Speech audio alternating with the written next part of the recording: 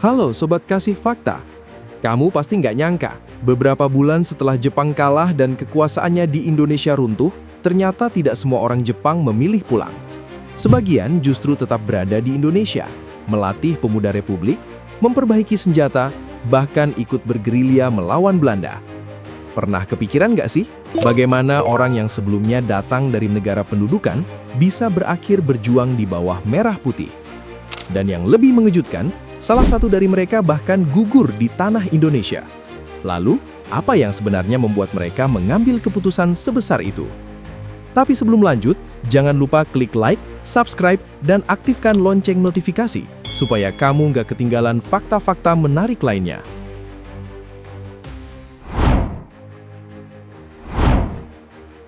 Awal Agustus 1945, Jepang berada di ambang kehancuran. Setelah bertahun-tahun berperang melawan sekutu, jalur pasokan terputus, armada laut melemah, dan kota-kotanya mulai dihantam dari udara. Pada 6 Agustus 1945, bom atom dijatuhkan di Hiroshima. 3 hari kemudian, 9 Agustus, Nagasaki mengalami nasib yang sama. Di saat bersamaan, Uni Soviet ikut menyatakan perang dan menyerang kekuatan Jepang di Asia. Tekanan itu akhirnya membuat Jepang menyerah pada 15 Agustus 1945. Bagi Jepang, perang besar telah selesai. Tetapi di Indonesia, keadaan justru berubah menjadi jauh lebih berbahaya. 2 hari setelah pengumuman penyerahan Jepang, tepat pada 17 Agustus 1945, Soekarno dan Muhammad Hatta memproklamasikan kemerdekaan Indonesia. Merah putih dikibarkan, Republik diumumkan. Namun kemerdekaan itu belum mempunyai jaminan apapun. Tentara nasional belum benar-benar terbentuk, senjata terbatas, pemerintahan masih sangat muda. Sementara pasukan sekutu mulai bergerak menuju Indonesia, dan Belanda berusaha kembali menancapkan kekuasaan yang sebelumnya hilang ketika Jepang datang. Yang membuat keadaan semakin rumit. Ribuan tentara Jepang masih berada di berbagai wilayah Indonesia. Setelah menyerah, mereka tidak langsung bebas pulang. Mereka diperintahkan tetap berada di tempat, menjaga senjata dan perlengkapan militer, lalu menunggu proses penyerahan kepada pihak sekutu. Bayangkan situasinya, Republik baru berdiri. Pemuda Indonesia sedang mencari senjata untuk mempertahankan kemerdekaan. Tetapi senjata dalam jumlah besar justru masih berada di bawah pengawasan pasukan Jepang yang baru kalah perang. Ketegangan pun meledak di berbagai daerah. Pemuda mendatangi gudang senjata, markas Jepang dikepung, perlengkapan militer direbut, dikumpulkan, lalu digunakan untuk membangun kekuatan Republik yang masih sangat rapuh. Pada 29 September 1945, pasukan sekutu mendarat di Jakarta. Kedatangan mereka membuka fase baru perjuangan. Bentrokan berkembang menjadi perang terbuka di berbagai wilayah, sementara Belanda berusaha memulihkan kekuasaannya. Di tengah kekacauan inilah, muncul sesuatu yang tidak diperkirakan. Tidak semua orang Jepang memilih pulang. Penelitian sejarah mencatat, sekitar 903 orang Jepang diketahui tetap berada di Indonesia setelah kekalahan Jepang. Mereka bukan satu kelompok dengan alasan yang sama.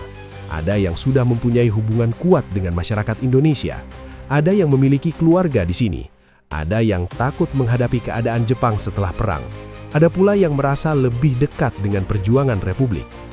Namun, yang paling mengejutkan adalah langkah yang diambil sebagian dari mereka setelah itu. Mereka tidak hanya bersembunyi atau mencari kehidupan baru.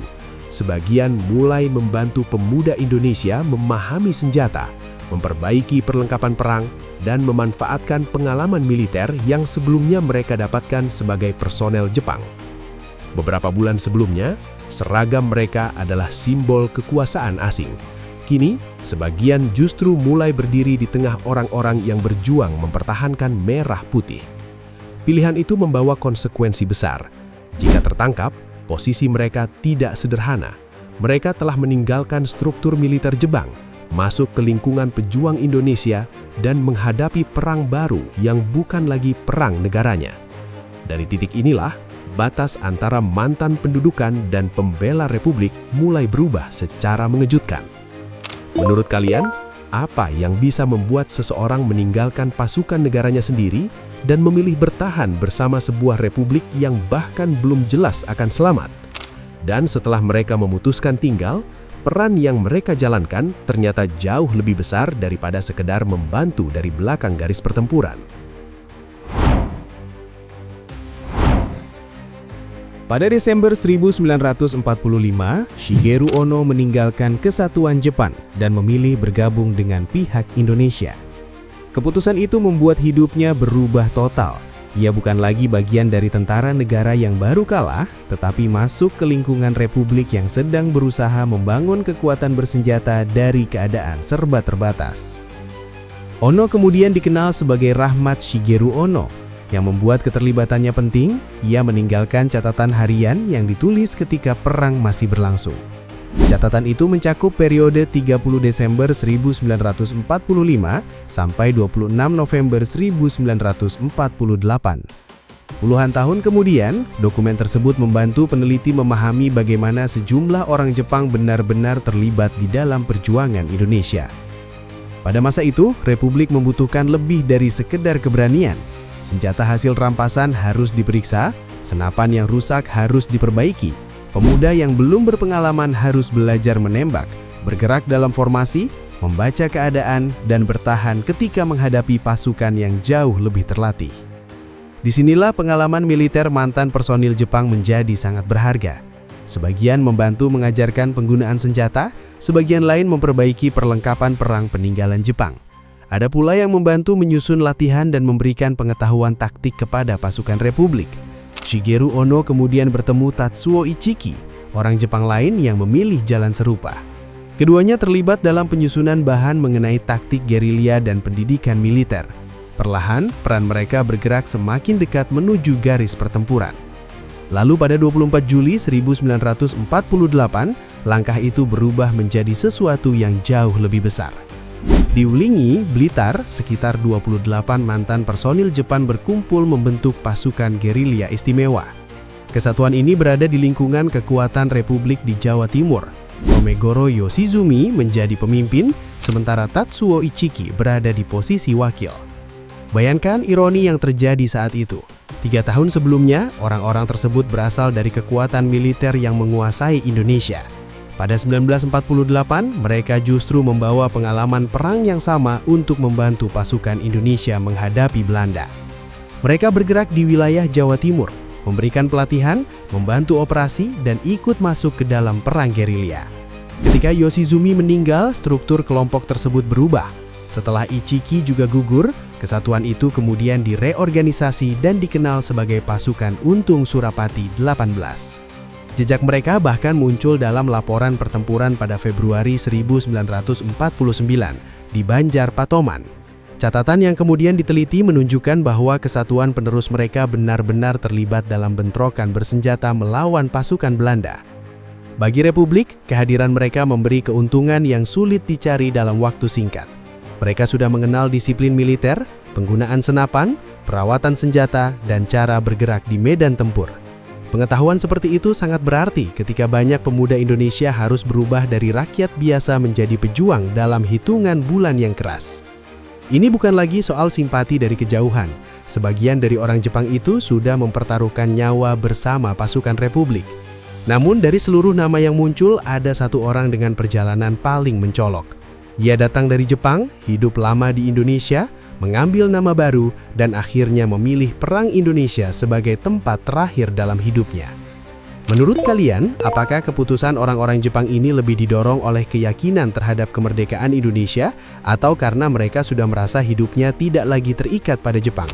Dan sosok yang akan muncul berikutnya membuat pertanyaan itu jauh lebih sulit dijawab, karena akhirnya ia tidak pernah pulang ke tanah kelahirannya. Tatsuo Ichiki lahir di Jepang pada 1906. Jauh sebelum Indonesia merdeka, ia sudah mengenal Hindia Belanda. Ia bekerja dalam bidang penerjemahan, jurnalistik, serta kegiatan yang berhubungan dengan pemerintahan Jepang. Ketika pendudukan berlangsung antara 1942 sampai 1945, Ichiki memiliki kemampuan bahasa dan hubungan dengan sejumlah tokoh Indonesia yang membedakan posisinya dari tentara Jepang lain. Setelah Jepang menyerah pada 15 Agustus 1945, Ichiki menghadapi pilihan besar. Ia dapat mengikuti arus pemulangan seperti banyak orang Jepang lainnya, atau bertahan di tengah negara baru yang bahkan belum memiliki masa depan pasti. Ichiki memilih Indonesia. Ia kemudian dikenal dengan nama Abdul Rahman, nama yang diberikan kepadanya oleh Agus Salim. Pilihan itu bukan sekedar pergantian identitas. Setelah kemerdekaan diproklamasikan, Ichiki berusaha masuk ke lingkungan perjuangan Republik. Permintaannya untuk bergabung bahkan sempat ditolak, tetapi ia tetap menegaskan bahwa dirinya tidak ingin kembali ke Jepang. Pada periode 1945 sampai 1946, kemampuan Ichiki mulai digunakan untuk kebutuhan militer. Ia membantu menerjemahkan dan menyusun pengetahuan mengenai taktik tentara Jepang ke dalam bahasa yang dapat dipahami pasukan Indonesia. Ia juga terlibat dalam pendidikan yang berkaitan dengan intelijen dan strategi perang. Lalu pada 24 Juli 1948, namanya muncul dalam pembentukan pasukan gerilya istimewa di Wulingi, Blitar. Kelompok yang berisi mantan personil Jepang itu bergerak bersama kekuatan Republik di Jawa Timur. Tomegoro Yoshizumi menjadi pemimpin, sedangkan Ichiki menjadi wakilnya. Perjalanan tersebut akhirnya membawa Ichiki benar-benar masuk ke medan tempur. Pada akhir Desember 1948, Belanda melancarkan operasi militer besar dan tekanan terhadap Republik meningkat. Pemerintahan Indonesia menghadapi serangan, sementara pasukan di berbagai daerah bergerak menggunakan perang gerilya. Ichiki berada di Jawa Timur. Pada 9 Januari 1949, ia gugur dalam pertempuran di wilayah Malang. Kesaksian yang kemudian dicatat menyebut ia bergerak ke bagian depan ketika pasukan menghadapi serangan Belanda sebelum akhirnya terkena tembakan. Disinilah perjalanan hidupnya mencapai titik yang sulit dipercaya. Ia lahir di Jepang, datang ke Indonesia sebelum kemerdekaan, menyaksikan negaranya menduduki wilayah ini, melihat Jepang kalah. Lalu ketika perang negaranya selesai, ia justru masuk ke perang Indonesia dan meninggal di tanah yang bukan tempat kelahirannya. Namun Ichiki bukan satu-satunya yang menetap setelah perjuangan berakhir. Sebagian mantan personil Jepang menikah, membangun keluarga, dan akhirnya menjadi bagian dari masyarakat Indonesia. Status mereka sempat rumit, tetapi pada awal 1960-an, proses kewarganegaraan mulai membuka jalan bagi sebagian dari mereka untuk resmi menjadi warga Indonesia. Pada 15 Februari 1958, Presiden Soekarno bahkan memberikan penghormatan terhadap Tatsuo Ichiki dan Tomegoro Yoshizumi ketika berada di Jepang. Penghormatan itu menunjukkan bahwa keterlibatan mereka tidak sepenuhnya hilang dari ingatan Republik. Tentu jasa sebagian orang Jepang ini tidak menghapus penderitaan rakyat selama pendudukan Jepang. Dua hal itu harus tetap dipisahkan dengan jelas. Pendudukan membawa penderitaan. Tetapi setelah kekalahan Jepang, sejumlah individu mengambil keputusan yang berlawanan dengan kekuatan yang sebelumnya mereka wakili. Dan justru disitulah fakta ini terasa luar biasa. Menurut kalian seberapa besar sebuah keyakinan harus tumbuh sampai seseorang bersedia mempertaruhkan hidup demi negara yang bukan tanah kelahirannya? Karena setelah mengetahui akhir perjalanan Ichiki, masih ada satu pertanyaan besar yang tersisa. Apa sebenarnya yang membuat ratusan orang Jepang memilih tetap berada di Indonesia ketika pulang ke negaranya sendiri masih menjadi pilihan? Kemerdekaan Indonesia tidak lahir dari keadaan yang mudah. Pada masa ketika Republik bahkan belum jelas akan bertahan, banyak orang mempertaruhkan hidup agar merah putih tidak kembali diturunkan. Yang mengejutkan, perjuangan itu bahkan mampu menarik sebagian orang Jepang untuk berdiri di pihak Indonesia. Mereka datang dari latar yang berbeda, memiliki alasan yang berbeda, tetapi sebagian akhirnya ikut melatih, memperbaiki senjata, bergerilya, bahkan gugur bersama pasukan Republik. Kisah ini mengingatkan kita bahwa pada masa itu, menjadi Indonesia benar-benar sebuah pertaruhan. Kalau kamu suka fakta sejarah yang jarang dibahas seperti ini, jangan lupa subscribe channel Kasih Fakta dan aktifkan lonceng notifikasi agar kamu tidak ketinggalan fakta-fakta menarik lainnya.